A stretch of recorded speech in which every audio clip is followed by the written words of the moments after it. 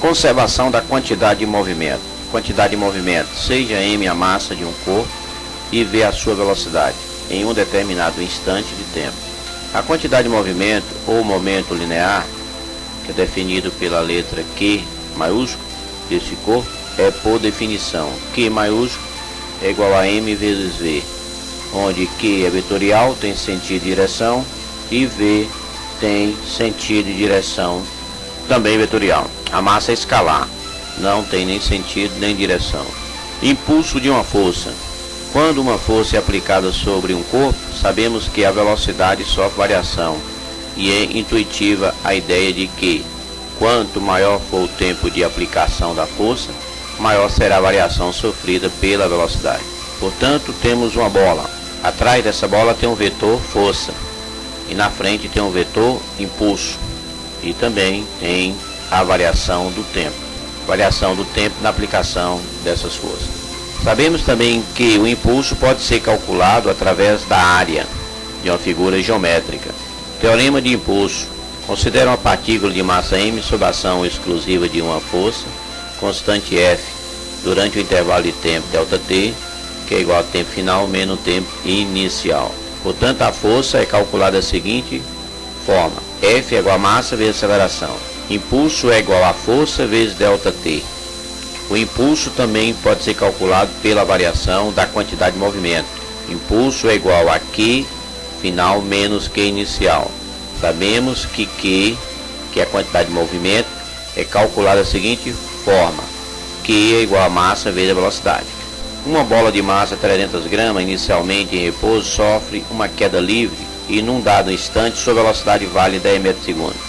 Determine o módulo, a direção e o sentido da quantidade de movimento da bola no instante citado. Quantidade de movimento é a massa vezes velocidade. 0,3, porque 300 gramas divide por 1000 transforma em quilograma. 0,3 vezes 10 metros por segundo. Quantidade é igual a 3 kg metros por segundo. Duas forças perpendiculares entre si atuam sobre um corpo durante 5 segundos. Calcule o impulso resultante. Se são perpendiculares, já sabemos que tem que aplicar o teorema de Pitágoras.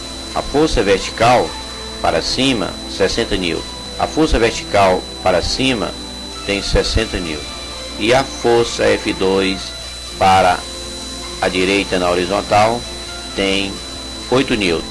Portanto, essa força de equilíbrio é que nós chamamos de o impulso da resultante. Portanto, o impulso vai ficar o seguinte: impulso é igual a força vezes ΔT, mas a força é calculada através do teorema de Pitágoras. Força é igual a raiz quadrada de F1 ao quadrado mais F2 ao quadrado. Tirando esse valor, só substituir na fórmula de impulso, que I é igual a força vezes a distância. Pega o valor da força, multiplica pelo tempo que vai encontrar o impulso. Impulso é igual. Portanto, o impulso sempre é o vetor resultante, que nós chamamos de ΔQ. Portanto, se tivermos um vetor inclinado, Q, quantidade de movimento inicial, e um vetor na horizontal, Q, quantidade de movimento final, o impulso é o vetor que liga o vetor Q inicial ao vetor Q final, que seria a própria variação da quantidade de movimento. E a variação da quantidade de movimento é igual ao movimento final menos movimento inicial. Princípio da conservação da quantidade de movimento. Consideremos um sistema constituído de dois patinadores A e B, inicialmente em repouso sobre uma pista de patinação horizontal próximos um do outro. Admitindo desprezíveis quaisquer forças dissipativas, atrito, resistência do ar, etc., deverá ocorrer com a quantidade de movimento de cada patinador se A empurrar B. Se o sistema for isolado, a quantidade de movimento do sistema permanecerá constante. Impulso é igual a ΔQ, e ΔQ é a quantidade final menos a quantidade inicial. Um fuzil dispara uma bala de massa M, 50 gramas, que o abandona com velocidade de 200 metros por segundo. Se a massa do fuzil é 10 kg, calcule sua velocidade de recuo. Massa da bala, massa de B é 50 gramas, que é 50 vezes 10 elevado a menos 3 kg. Velocidade de B é 200 metros por segundo. Massa do fuzil é 10 kg.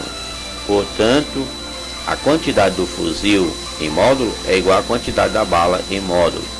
O vetor fica um vetor para a esquerda, o Q do fuzil, QF, e um vetor para a direita, QB, que é a quantidade da bala. Portanto, QF é igual a QB. A quantidade do fuzil é igual a massa do fuzil vezes a velocidade do fuzil, que é igual a massa da bala vezes a velocidade da bala. Como que é a velocidade do fuzil, fica da seguinte forma: a velocidade do fuzil é igual a massa da bala vezes a velocidade da bala dividido pela massa do fuzil. O resultado seria: a velocidade do fuzil é igual a 1 metro por segundo.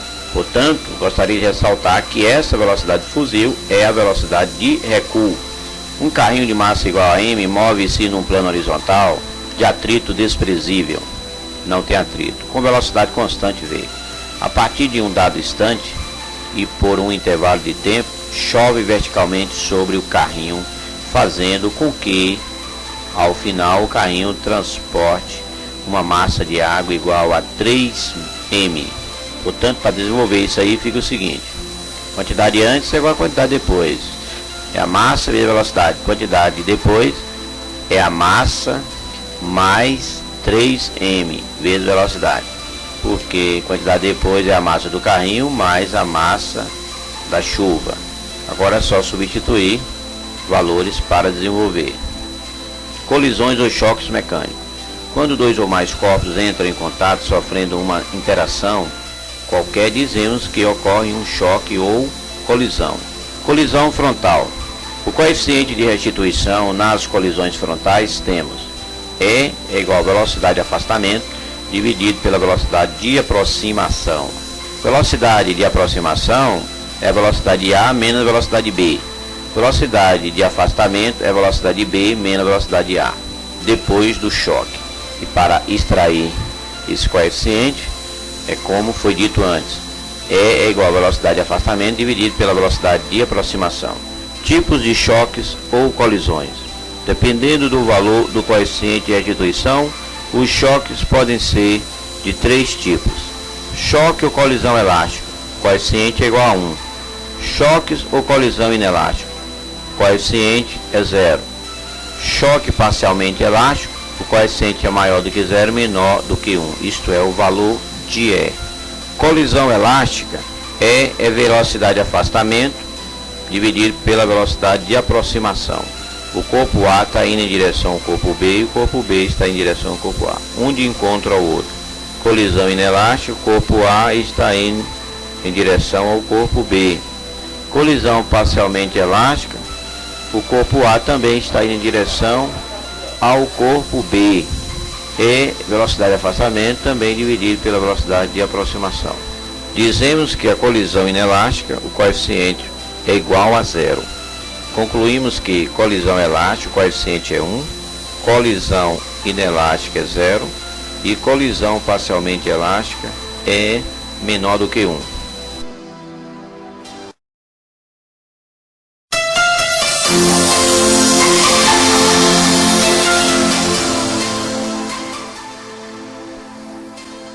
Equilíbrio estático dos sólidos.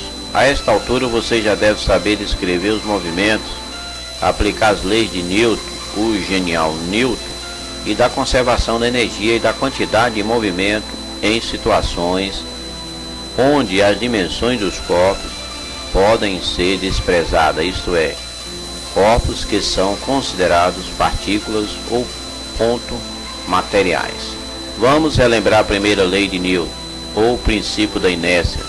Trata do equilíbrio de uma partícula, afirmando que se a resultante de todas as forças atuantes numa partícula for nula, ela estará em equilíbrio, o qual pode ser estático, repouso ou dinâmico, movimento retilíneo uniforme.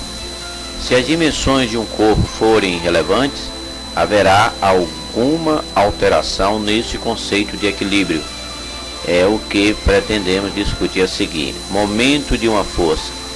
Imagine que um motorista tenha que substituir o pneu de um carro usando um macaco e uma chave de roda. Se os parafusos da roda estiverem muito apertados, o motorista pode não conseguir desapertá-los, mesmo usando toda a sua força. e aplicando-a perpendicularmente na extremidade do braço da chave de roda. Como é possível solucionar esse problema? O motorista poderia pedir auxílio a outra pessoa, utilizar seu próprio peso, subindo na chave de roda, ou simplesmente aumentar o braço da chave de roda, adaptando-se um pedaço de cano metálico.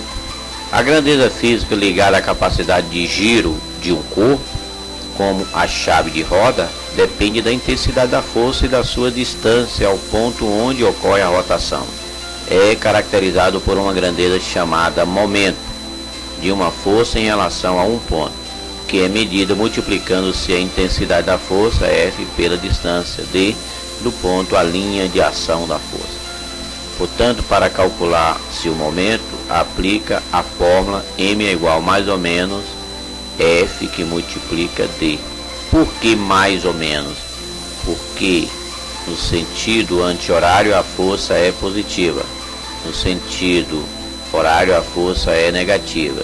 Portanto, o vetor força ele é perpendicular à distância do centro da circunferência.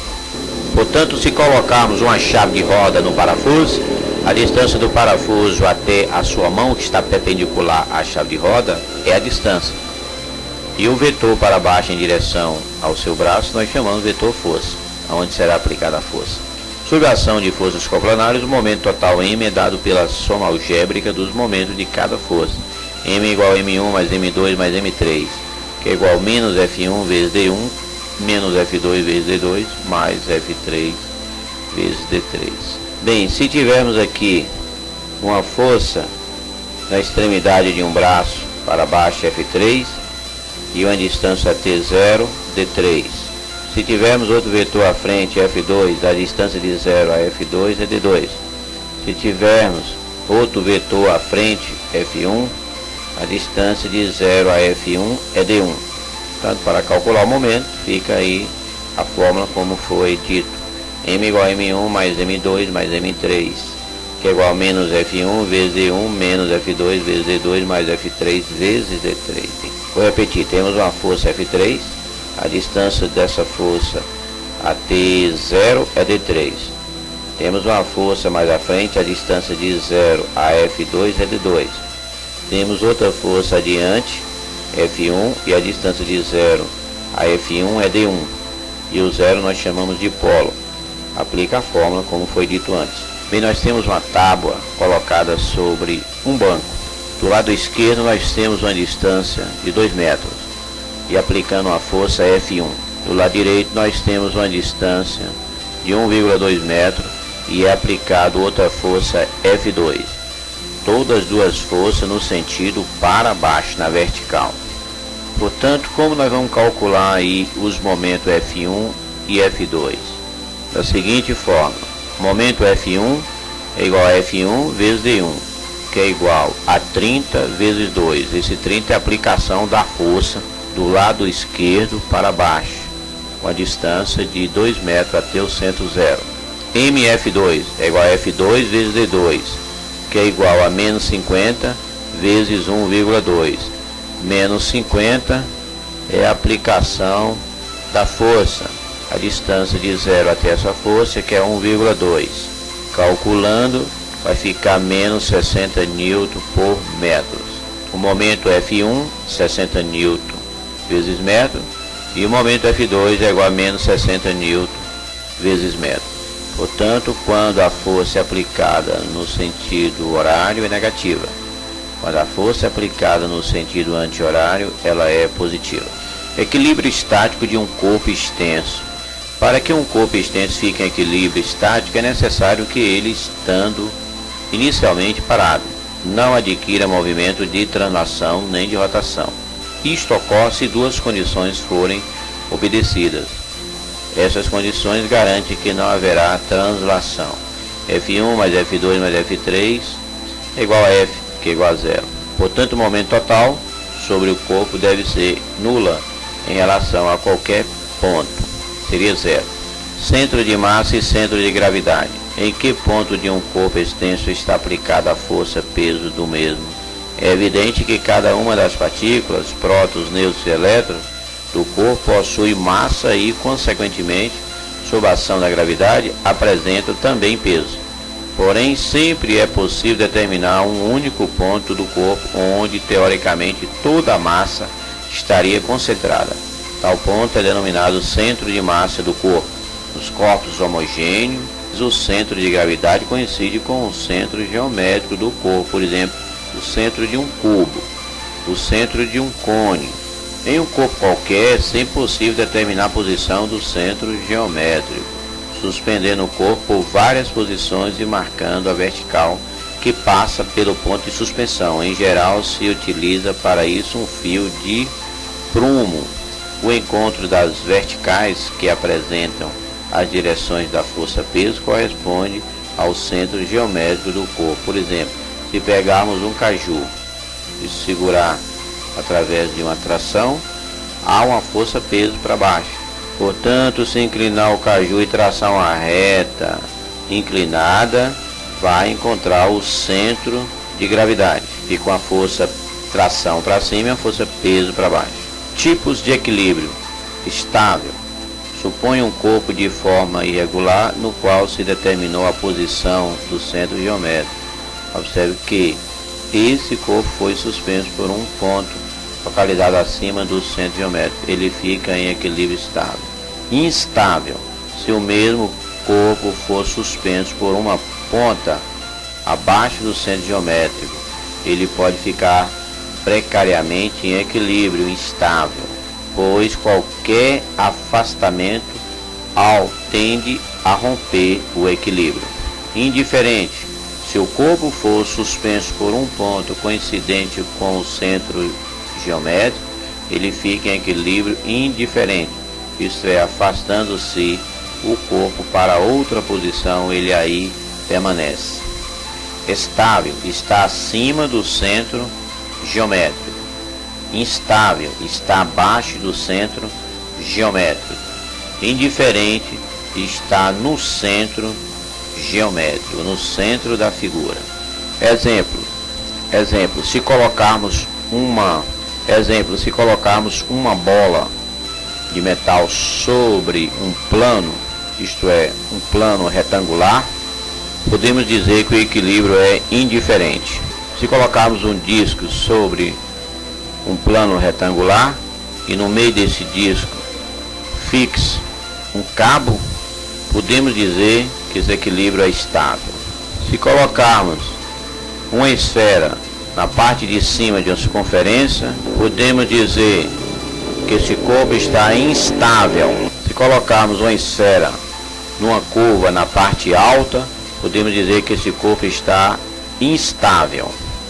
Se colocarmos uma esfera por dentro dessa curva, isso é tipo uma depressão, podemos dizer que esse corpo está estável.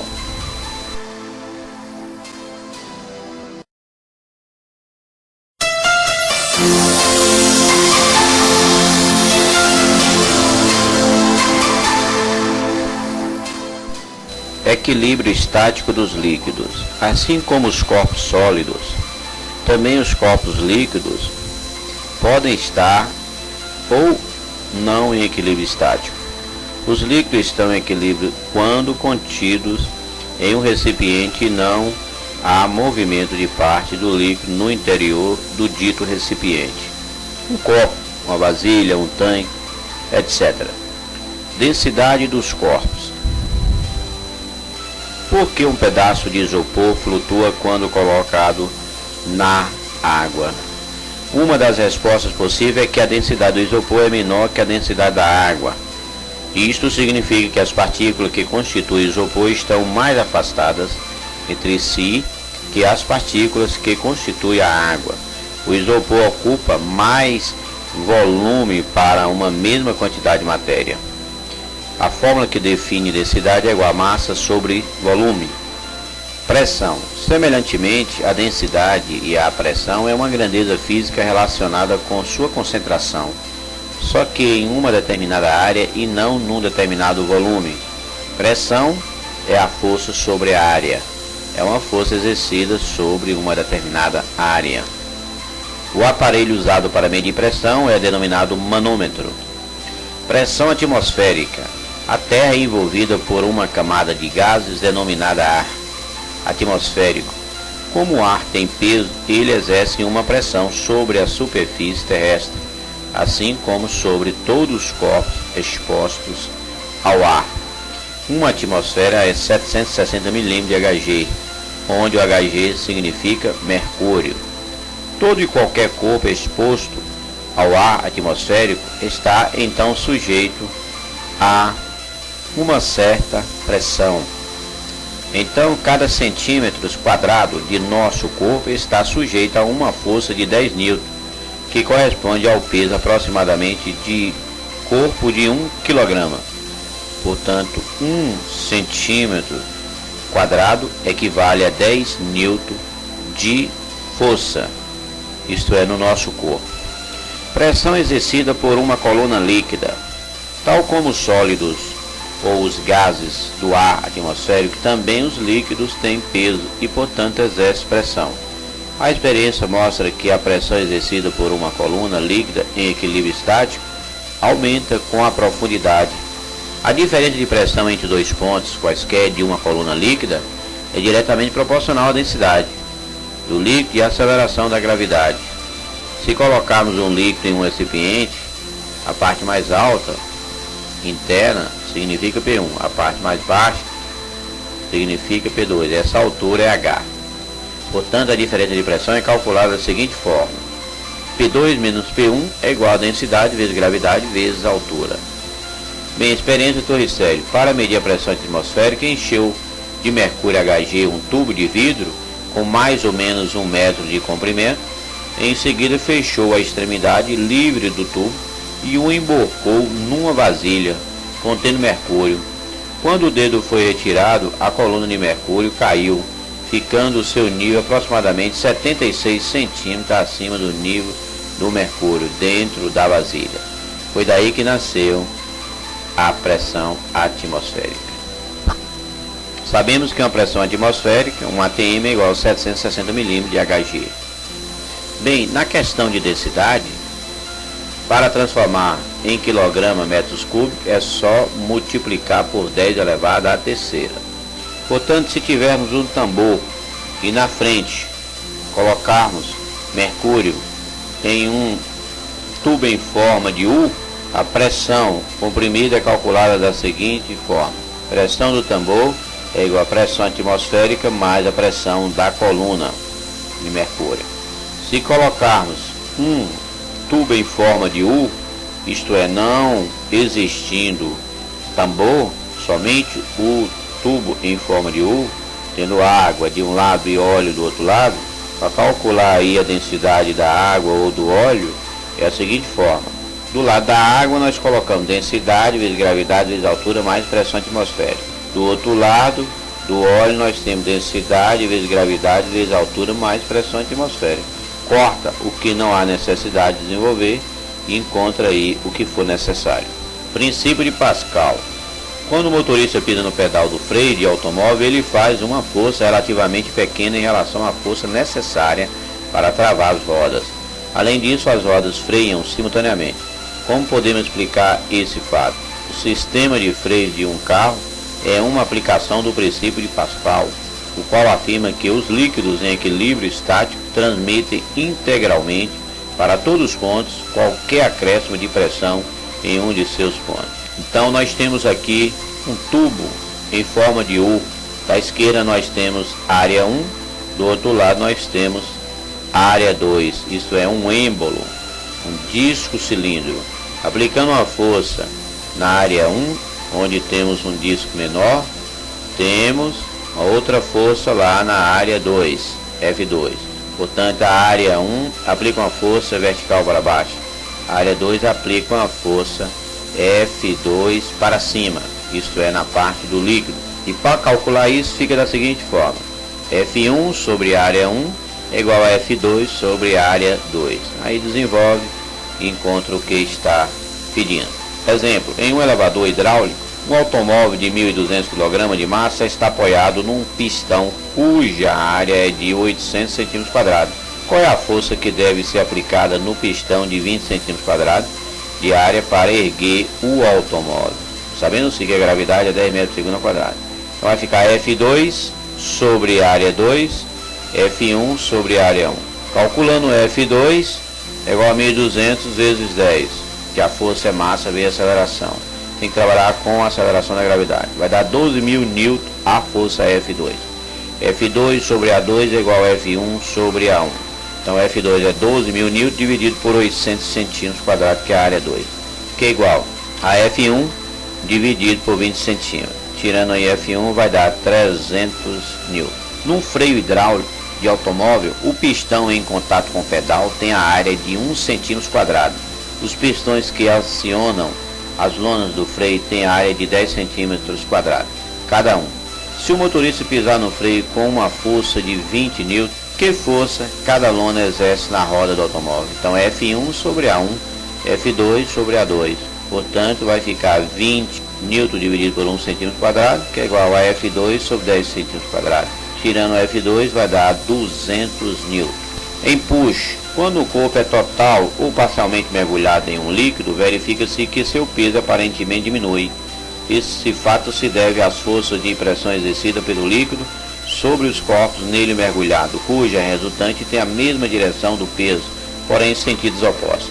Por exemplo, se colocarmos um corpo no meio de um recipiente, isso é, a densidade desse corpo é igual à densidade do líquido, tem uma força para cima, nós chamamos de empuxe, uma força para baixo, nós chamamos de peso. O empuxe existe devido à diferença de pressão entre dois pontos em profundidade diferente de um líquido, teorema de Stevens. Como as forças devido à pressão são maiores em uma profundidade maior, então as resultantes dessas forças é vertical, de baixo para cima, caracterizando o empuxe. Usando os princípios de Arquimedes, podemos obter a expressão matemática do módulo do empuxe. Basta escrever o peso do fluido deslocado em função da densidade do fluido, dF, do volume do fluido deslocado, VF, e da aceleração da gravidade. Tanto empuxe é igual ao peso do fluido deslocado, empuxe é igual a PF, e empuxe é igual a massa do fluido vezes a gravidade. O empuxe é igual à densidade do fluido vezes o volume do fluido vezes gravidade, a forma para calcular o empuxe. Se mergulharmos um cubo de 3 cm3, o líquido deslocado é de 3 cm3. Quando o corpo está flutuando, o volume do fluido deslocado é igual à parcela do volume do corpo que se acha imersa. Quando o corpo está totalmente imerso, o volume do fluido deslocado é o volume do próprio corpo. Peso aparente. Devido ao empuxe, o peso de um corpo imerso, isto é, mergulhado, num líquido torna-se menor. O peso aparente é o peso do corpo quando imerso num recipiente. Esse peso é a diferença entre o seu peso real e o empuxe. Portanto, o peso aparente é igual ao peso real menos empuxe. Arquimedes foi um matemático grego que viveu na Siracusa entre 287 a.C.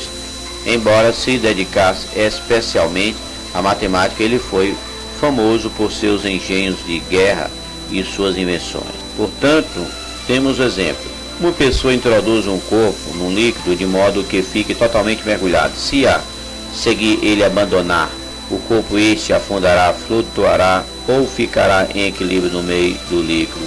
Depende dos valores da densidade do corpo e da densidade do líquido, pois são esses valores que influirão no peso e no empuxe. Se o corpo flutuar no líquido, qual deve ser a relação entre o volume do corpo imerso no líquido e o volume total do corpo? Quando o corpo afunda, a densidade do corpo é maior que a densidade do líquido. Quando o corpo flutua, a densidade do corpo é menor que a densidade do líquido. Quando o corpo permanece em equilíbrio no centro do líquido, a densidade do corpo é igual à densidade do líquido. Exemplo: um bloco no ar pesa 80 N e na água pesa 60 N. Num local de terra onde a gravidade é 10 metros por segundo, sem densidade da água 1 vezes 10 terceiro quilograma metros cúbicos, e desprezando o empuxe do ar, pergunta-se qual a massa do corpo. A massa é tirada pelo peso. Peso é igual a massa vezes gravidade. Portanto, peso é igual a 80, que é igual a m vezes 10. Massa é 8 kg. Qual é o valor do empuxo? O empuxo é o peso real menos o peso aparente. O peso real é o peso no ar, 80, menos 60, que é o peso na água, que vai dar 20 N. Qual é o volume do corpo? O volume do corpo é tirado pelo empuxo. Empuxo é igual a densidade da água vezes o volume vezes a gravidade. Portanto, substituindo aí, tem o volume igual a 2 vezes 10 elevado a menos 3. Qual a densidade do corpo? Densidade é igual a massa sobre volume. Só substituir os valores e resolver.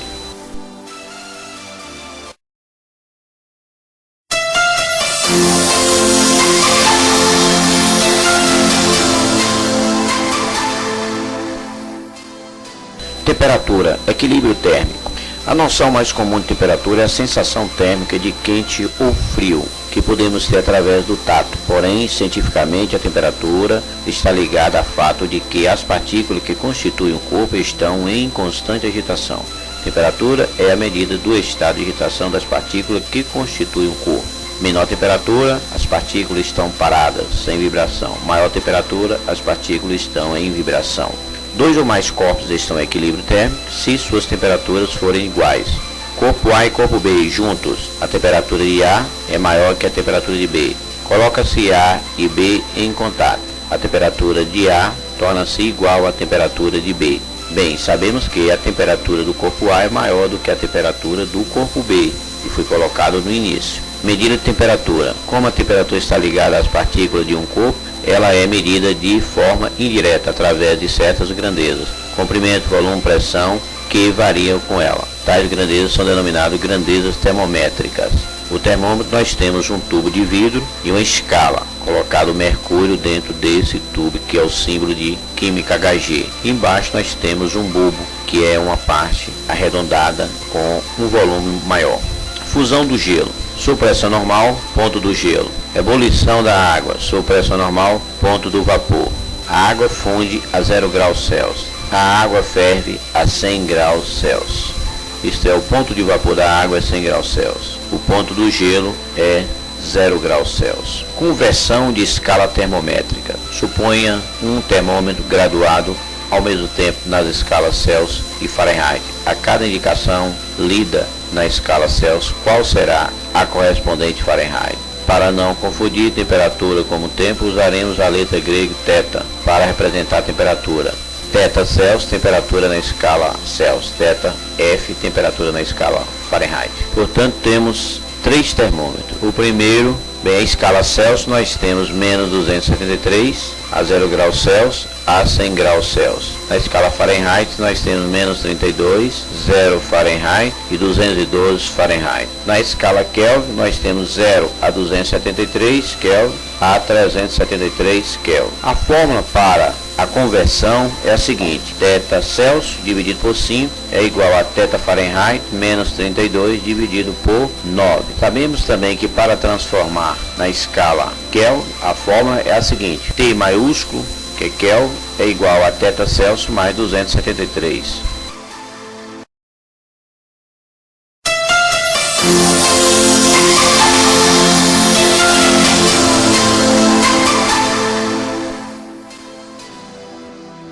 Dilatação térmica. Como já sabemos, se aumentarmos a temperatura de um corpo, aumenta a agitação das partículas desse corpo. Consequentemente, as partículas se afastam uma das outras, provocando um aumento das dimensões, comprimento, área e volume do corpo. A esse aumento das dimensões do corpo dá-se o nome de dilatação térmica. Os tipos de dilatação são: dilatação linear, aumento de comprimento; dilatação superficial, aumento de área; dilatação volumétrica, aumento de volume. Dilatação linear é determinado pela fórmula ΔL é igual a alfa vezes L1 delta θ. ΔL é a dilatação linear, alfa é o coeficiente de dilatação linear, L1 é o comprimento inicial e delta θ é a variação de temperatura final menos inicial. Dilatação superficial.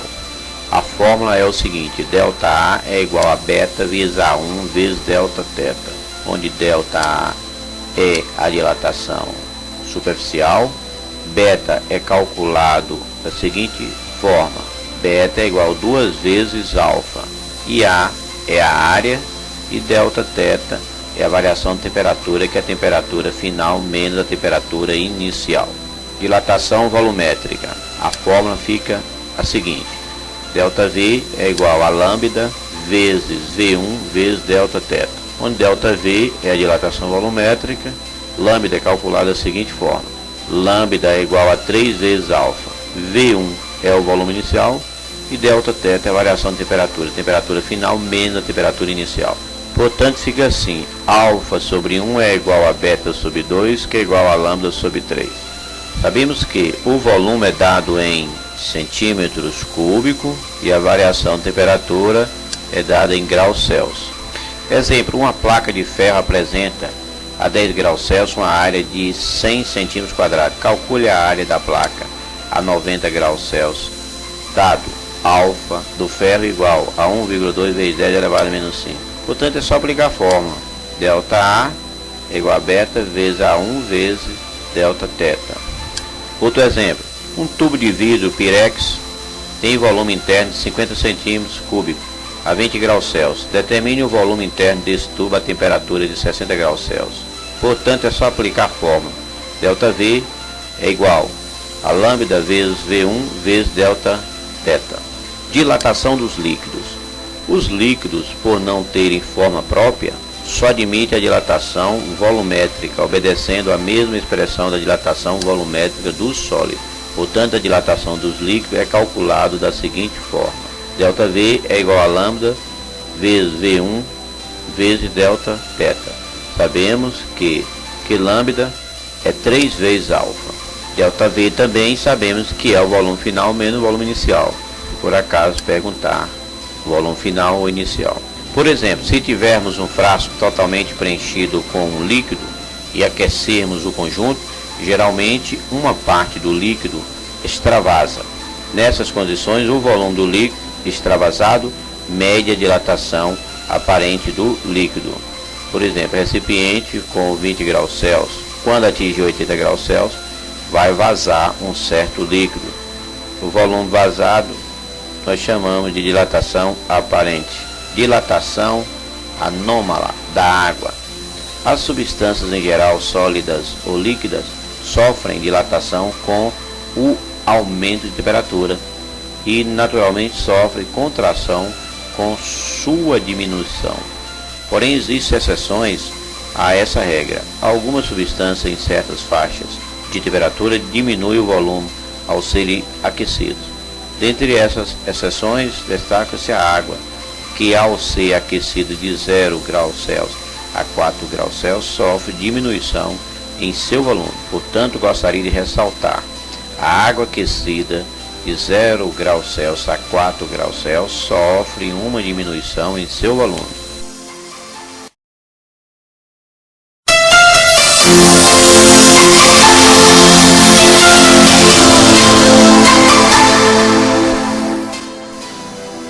Calor. Equilíbrio térmico. Considere dois corpos inicialmente em temperaturas diferentes, por exemplo, um corpo A e um corpo B. A temperatura de A maior do que a temperatura de B, portanto, no final há um equilíbrio térmico. A temperatura de A é igual à temperatura de B. Calor é energia térmica em trânsito devido a uma diferença de temperatura. Sendo uma forma de energia, a quantidade de calor é medida no sistema internacional, na unidade Joule, ou então Joule, embora se utilize ainda largamente a unidade caloria, CAL, que foi concebida quando ainda não se entendia calor como energia. Propagação do calor. A lei geral a respeito da transmissão do calor afirma que o calor se propaga sempre no sentido da maior temperatura para a menor temperatura. Para fazer uma boa comparação, da mesma forma que a água em vasos comunicantes passa sempre espontaneamente do nível mais alto para o nível mais baixo. Também em corpos que estão em contato, o calor passa sempre do corpo mais quente, isto é, que tem maior temperatura, para o corpo mais frio. Portanto, temos aqui um recipiente de um lado A e o lado B. Entre esses dois corpos A e B existe um registro fechado. o nível da água do recipiente A é maior que o do recipiente B. Ao abrirmos torneira que interliga, haverá a passagem espontânea de água de A para B. Ressaltamos que a altura do corpo A é maior do que a altura do corpo B. Quando abre o registro do corpo A, mantém uma altura igual ao corpo B. Dependendo do corpo ser sólido, líquido ou gasoso, a propagação do calor se faz basicamente de três maneiras: por condução, por convecção e por irradiação, também chamada simplesmente de o calor por condução. As moléculas ficam no mesmo lugar, ocorre uma agitação de uma para outra. Exemplo, uma barra de ferro aquecida num bico de gás. Quando você aquece essa barra de ferro, logo a sua mão sentirá essa temperatura. Isso devido à agitação das moléculas. Convecção. As moléculas se movimentam com facilidade. Porção de água no recipiente sendo aquecido. A água quente sobe, a água fria desce. Também isso para a geladeira. Irradiação. Emite raios luminosos, exemplo, calor que recebemos do sol. E também quando sentamos perto de uma fogueira. Condução, as moléculas ficam no mesmo lugar. Convecção, as moléculas se movimentam. Irradiação, emite raios. Para melhor entendimento, considere, por exemplo, aquecimento de uma quantidade de água. A primeira porção de água que esquenta por condução é a mais próxima da chama. Ao esquentar, essa porção sofre dilatação térmica e torna-se menos densa do que o restante. Dizemos que a água quente ela tende a subir por ter menor densidade e a água fria tende a descer devido a ter maior densidade. Para o congelador, as correntes de convecção gasosa ocorrem, por exemplo, no interior da geladeira. O ar mais frio, próximo ao congelador, mais denso, desce, enquanto o ar mais quente dos alimentos, menos denso, sobe. Os ventos em geral e as brisas litorâneas em particular também são correntes de convecções gasosas. Por exemplo, de dia no litoral, o ar vem do mar para a terra. Na noite, no litoral, o ar vem da terra para o mar. Durante o dia, o ar quente sobe e o ar frio desce. Durante a noite, o ar quente sobe também e o ar frio desce, da mesma forma. Um exemplo, uma garrafa térmica é constituída de vidro e paredes duplas e espelhada com vácuo no espaço compreendido entre elas. Explique como a garrafa térmica conserva a temperatura de um líquido no seu interior. A garrafa térmica dificulta as trocas de calor pelos três modos: condução, convecção e radiação. A garrafa térmica é constituída com a parede dupla de vidro. O vidro é um mau condutor de calor, por condução e por convecção. As superfícies espelhadas refletem a energia radiante, impedindo a troca de calor com o exterior por irradiação. O vidro é um corpo que deixa passar a radiação visível, luz, mas não deixa passar a radiação infravermelha, calor, sendo utilizado na construção de estufa. Como se justifica essa utilização? A irradiação solar penetra na estufa, aquecendo os objetos de seu interior. Em seguida, os objetos emitem radiações do infravermelho, mas essas são barradas pelo vidro. Dessa maneira, a estufa conserva uma temperatura interior mais do que a externa. Qual é a diferença entre os aquecimentos de um forno comum, de fogão, a lenha ou a gás, com os modernos fornos de micro-ondas? Nos fornos comuns, os alimentos são aquecidos principalmente através da condução térmica, propagando-se lentamente das camadas superficiais para as interiores desse alimento. O corpo está perto da chama. Nos fornos de micro-ondas, os alimentos recebem radiações emitidas por uma válvula especial chamada magnetron. Absorvem essas radiações e as transformam em radiações infravermelhas, radiações térmicas, as quais são, por sua vez, transmitidas para todas as partes dos alimentos de modo uniforme e rápido. Portanto, o forno micro-ondas o interior do forno micro-ondas é da seguinte forma: uma válvula magnetron que libera as radiações através de uma canaleta. As radiações chegam até o espalhador, depois emite as radiações para o alimento que está dentro desse forno, tendo também um sistema de controle de tempo e módulo. Portanto, o forno micro-ondas não é muito recomendável devido ao rompimento das fontes de hidrogênio, que causa mudança no código genético DNA, causando mutações genéticas. Porque para refrigerar um barril de chope, coloca-se gelo sobre o mesmo e nunca embaixo.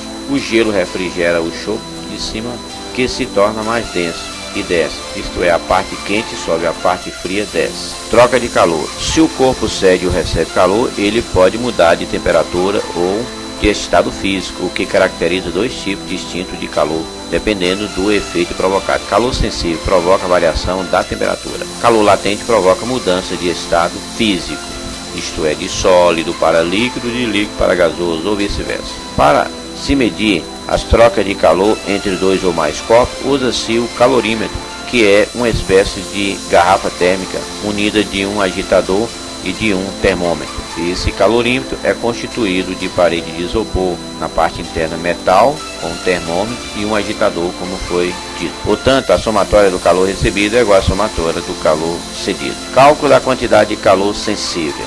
O Q é igual a M Czinho vezes delta θ, onde o Czinho é o calor específico da água, que geralmente é 1.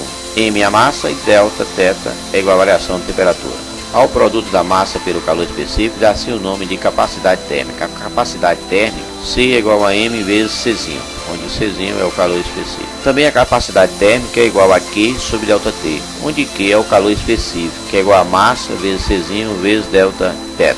Exemplo, qual é a capacidade térmica de um corpo de massa M 200 gramas e calor específico 0,23? Capacidade térmica é igual a massa vezes o calor específico, só multiplicar. Não precisa transformar a massa tem que ser em grama, porque o calor específico é dado em calorias grama. Cálculo da quantidade de calor latente. Calor latente é o seguinte: Q é igual a M vezes L, onde Q é o calor sensível, M é a massa e L é o calor latente. Portanto, para tirar o calor latente é igual a Q dividido por M. Se uma substância pura recebe ou cede calor e sua temperatura não varia, é porque está ocorrendo uma mudança de estado físico do corpo. As principais mudanças de estado físico é da seguinte maneira: sólido para líquido, fusão; líquido para gasoso, vaporização; gasoso para líquido, liquefação; de líquido para sólido, solidificação. Também gostaria de ressaltar que de sólido para gasoso tem a sublimação, e de gasoso para sólido nós temos ressublimação. Gostaria de ressaltar que o gelo, para ser derretido totalmente, tem que ser aquecido até 0 graus Celsius. Gostaria de ressaltar que no estado de vaporização também é considerada evaporização, ebulição. Por exemplo, uma barra de gelo, menos 8 graus Celsius. Para 0 graus Celsius, sensível. De 0 graus Celsius a 10 graus Celsius, latente. De 10 graus Celsius a 50 graus Celsius já é sensível. Portanto, de menos 8 para 0, sensível, Q1. De 0 para 10, latente, Q2. De 10 para 50, sensível, Q3. Portanto, a primeira fase é gelo, a segunda também é gelo, a terceira é água e a quarta é água. Sensível, latente, sensível.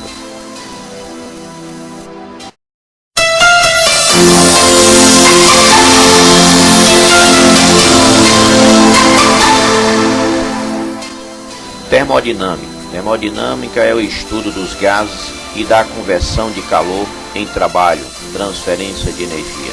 Quando você utiliza qualquer meio de transporte, motorizado, moto, carro ou ônibus, que se movimenta pelas ruas e avenidas de sua cidade, ou pelas rodovias que interligam a cidade do país, certamente está se beneficiando da tecnologia que derivou do estudo dos gases, que nós chamamos termodinâmica.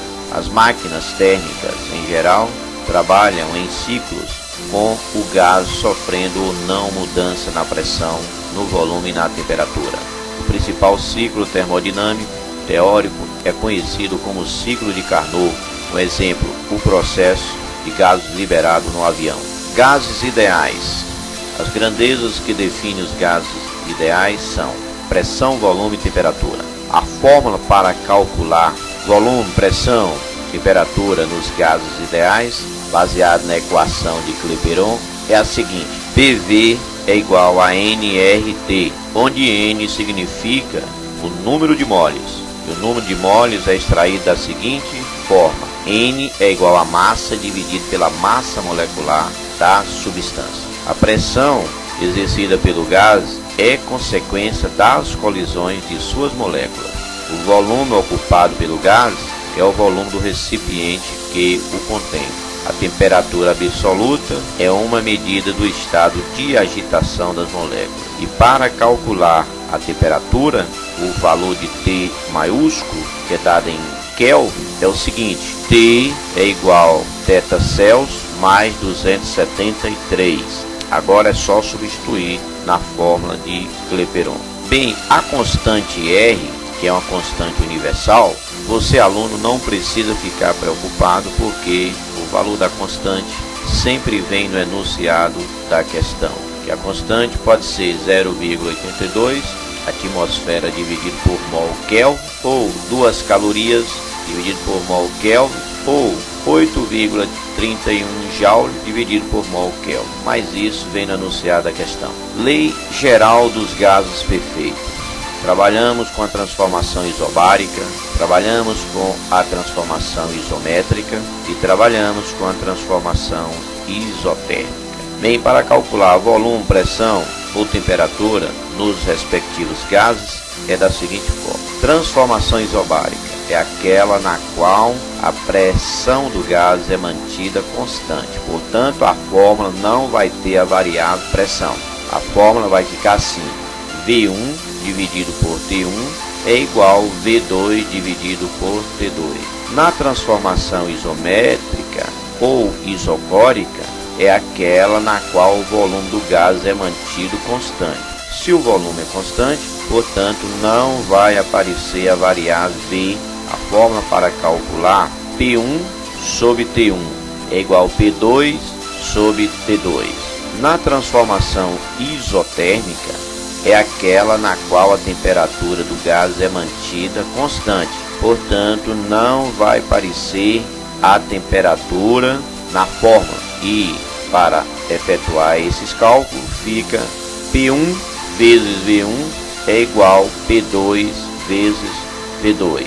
Sabemos-se que V1 significa volume inicial, V2 volume final e T1 significa temperatura inicial e T2 significa temperatura final. Trabalho de um gás. O trabalho realizado por um gás numa transformação isobárica é dado pelo produto da pressão pela variação de volume sofrido por esse gás.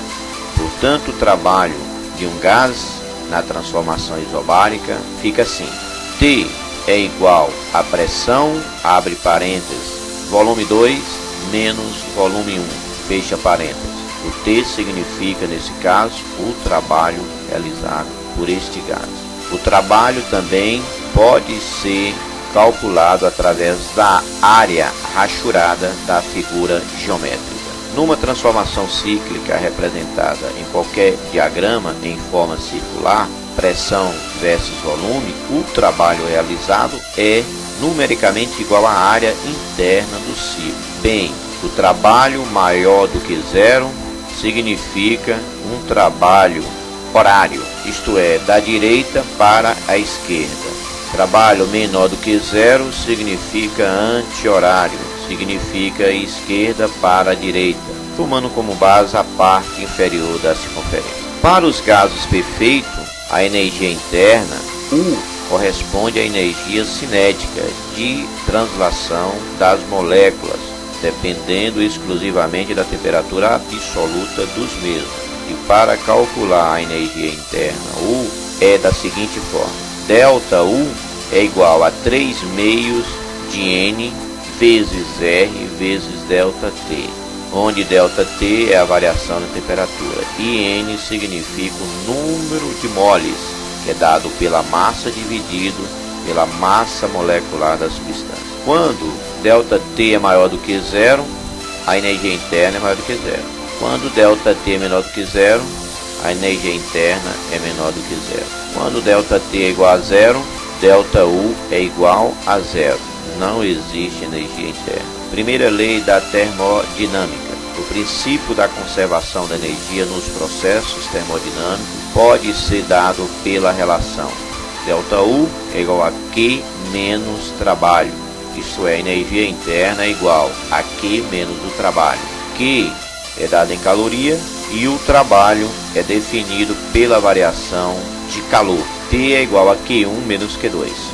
Máquina térmica é um dispositivo que, operando em ciclos, transforma calor em trabalho. O trabalho realizado pela máquina térmica, energia útil, é dado pela diferença entre o calor recebido da fonte quente, Q1, e o calor rejeitado, perdido para a fonte fria, Q2. O rendimento N é obtido comparando-se o trabalho realizado pela máquina em relação à quantidade de calor recebida. A forma para calcular o rendimento é o seguinte: N é igual ao trabalho dividido por Q1, onde o trabalho é igual a Q1 menos Q2. Q1 significa o calor recebido e Q2 significa o calor perdido. Para calcular o rendimento máximo no ciclo de Carnot, calcula-se através da fórmula N máximo é igual a 1 menos T2 dividido por T1. Sabemos que T2 é temperatura final e T1 temperatura inicial.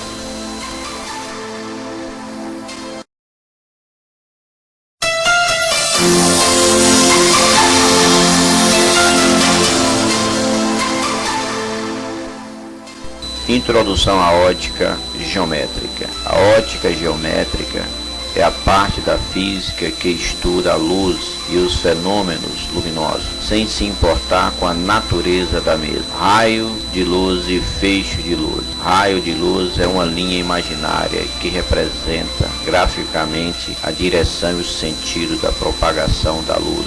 Um vetor. Os raios de luz podem ser paralelos, convergentes ou divergentes, formando um feixe de luz. Os raios paralelos são aqueles que têm vetores paralelos para o mesmo sentido, e os raios convergentes são aqueles que estão indo em direção a um ponto de encontro. Raios divergentes são aqueles que estão partindo de um ponto e afastando definitivamente um do outro. Meios ópticos significa a propagação da luz. Os meios materiais, que podem ser de três tipos. Opaco, não deixa passar os raios de luz. Por exemplo, a incidência de uma luz em um pedaço de madeira, tijolo. Meio translúcido, deixa passar de forma irregular a luz. Por exemplo, papel, vegetal, vidro, fosco. E o meio transparente deixa passar de forma regular, isto é, paralelas, os raios de luz. O exemplo é vidro, ar, água. Fontes de luz. Fontes de luz são corpos que emitem luz, que podem ser primárias, que são corpos que têm luz própria, ou seja, são os corpos luminosos. Exemplo, Sol. Secundárias são os corpos que apenas refletem a luz que recebe de outros corpos. Exemplo, a Lua. Princípio da propagação retilínea da luz. Nos meios homogêneos e transparentes, a luz se propaga em linha reta. A luz não contorna obstáculo, porque se propaga em linha reta, como acabei de dizer. As evidências de que a luz se propaga em linha reta é a formação de sombra e penumbra e a formação da imagem invertida na câmara escura de orifício. Por exemplo, se colocarmos uma lâmpada de casa na frente de uma caixa fechada com um buraquinho, isto é, um orifício, a imagem projetada dentro dessa caixa será invertida. Portanto, se colocarmos uma lâmpada acesa e um corpo opaco na frente dessa lâmpada, isto é, um corpo que não deixa passar os raios luminosos, a projeção da imagem no anteparo à frente seria uma penumbra maior e uma penumbra no centro menor, isto é, formaria um cone de sombra projetado própria lâmpada acesa. Eclipse é o desaparecimento de um astro, Sol, Lua, etc., que são consequências da formação de sombra ou penumbra de um corpo sobre o outro. O exemplo, eclipse do Sol, o eclipse solar, a Lua fica na frente do Sol, formando sombra e penumbra na Terra, impedindo quase que totalmente a passagem da luz do Sol para a Terra. Eclipse da Lua. A Terra fica na frente do Sol, formando sombra e penumbra na Lua, isto é, impedindo alguma claridade na Lua. Sombras é a forma de feixe de luz do Sol em uma certa área, produzindo sombra de dimensões proporcionais entre si. O exemplo é: para um poste muito alto, a projeção dos raios do Sol é diagonal à superfície, isto é, formando uma sombra no solo, que nós chamamos de S, e a altura do poste nós chamamos de H. Colocando um poste mais adiante, menor possível de medir essa altura, com altura H minúsculo, a sombra projetada também seria os raios de Sol diagonal, formando uma sombra na superfície.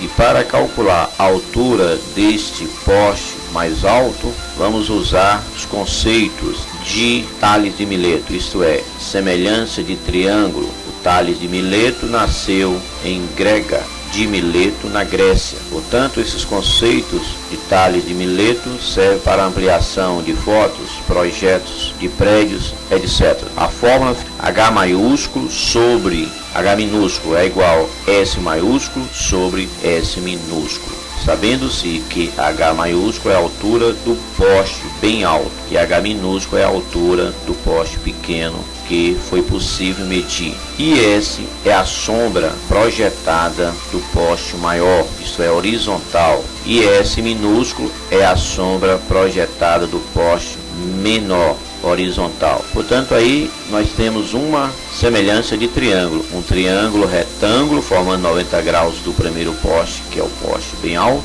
e temos o triângulo retângulo no segundo poste, que também forma 90 graus.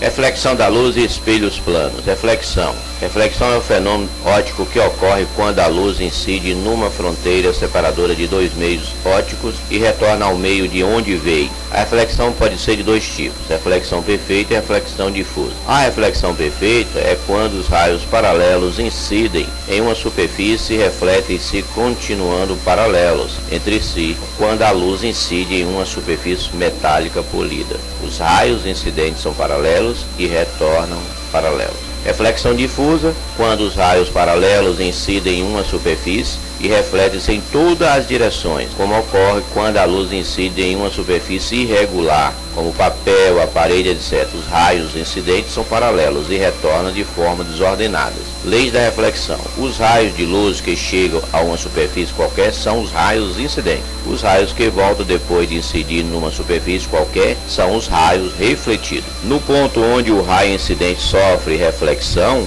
imagine-se uma reta perpendicular à superfície chamada reta normal, isto é, uma reta projetada na perpendicular, isto é, formando 90 graus com a superfície que incidiu os raios, isto é, o raio de incidência e também o raio refletido. Primeira lei: o raio incidente, a reta normal, é o raio refletido, são coplanários, formam o mesmo tamanho, mesmo ângulo. Segunda lei: o ângulo de incidência é igual ao ângulo de reflexão, I é igual a R. Espelho plano é toda superfície plana que permite a reflexão perfeita. Portanto, se colocarmos um espelho plano e à frente desse espelho colocar um objeto real, uma vela acesa, essa vela projeta dois raios, um na parte superior e um na parte inferior. O vidro vai refletir esses raios, que são raios emergentes, ao olho da pessoa. A pessoa, olhando para o espelho, vai projetar retas imaginárias para trás do espelho, formando a imagem virtual do outro lado do espelho, através do prolongamento dos raios emergentes que vieram do olho da pessoa. A simetria entre o ponto objeto P e o ponto imagem P' em relação ao espelho plano, isto é, as distâncias do objeto e da imagem em relação ao espelho são iguais. Por exemplo, se colocar uma garrafa de caju na frente de um espelho a 50 centímetros, a imagem formada do outro lado, certo, vai ser 50 centímetros. Por exemplo, se colocarmos a palavra física na frente de um espelho plano, a palavra do outro lado, que seria a imagem virtual, ficaria da seguinte forma: A, C, I, S, I, F, ficaria de forma contrária. Se colocarmos dois espelhos planos, um na vertical e outro na horizontal, se tiver um raio incidindo nesse espelho vertical, formando 90 graus com a reta normal que está projetada na horizontal, isto é, com o espelho na vertical, o ângulo refletido também é 30 graus com a normal e projetado no espelho horizontal, formando 30 graus com esse espelho, retornando, formando 60 graus com a reta normal. Concluímos que o ângulo de incidência, que é o ângulo que forma com a reta normal, é igual ao ângulo de reflexão, que é o ângulo formado com a reta normal também. Porque a palavra ambulância nos carros que transportam as pessoas doentes é escrita o contrário, para que o motorista que estiver com outro carro à frente olhar no retrovisor, que é um espelho plano, observar a palavra ambulância de forma correta. Campo de um espelho plano. Chama-se o campo de um espelho plano para um observador bem determinado a região do espaço que pode ser contemplada por este através de reflexão da luz no espelho. Associação de espelhos planos. Dois espelhos planos podem ser dispostos de tal forma que as superfícies refletoras formem entre si um determinado ângulo. O número de imagens formadas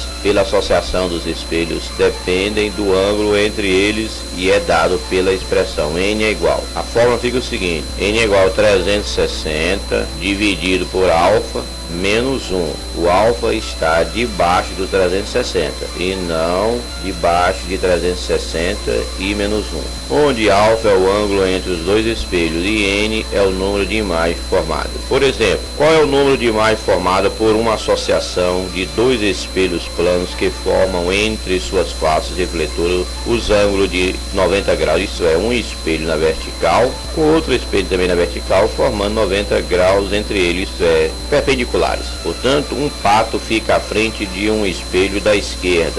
Esse pato vai projetar quantas imagens? Está pedindo o valor de n, então fica n é igual a 360 dividido por 90, na frente menos 1. 360 dividido por 90 dá 4. 4 menos 1 dá 3. n é igual a 3 imagens. Portanto, o pato que está à frente dos dois espelhos projeta uma imagem no espelho da esquerda, projeta uma imagem no espelho da direita, entre os dois espelhos. Portanto, são 3 imagens. O pato que está à frente não conta. Para dois espelhos formando 45 graus, fica a seguinte forma: n é igual a 360 dividido por 45 menos 1, que é igual a 8 menos 1 dá 7. n é igual a 7 mais. Tem um pato à frente de dois espelhos e entre esses espelhos tem um ângulo de 45 graus. Portanto, forma 3 imagens no espelho da esquerda, 3 imagens no espelho da direita e uma imagem entre os dois espelhos.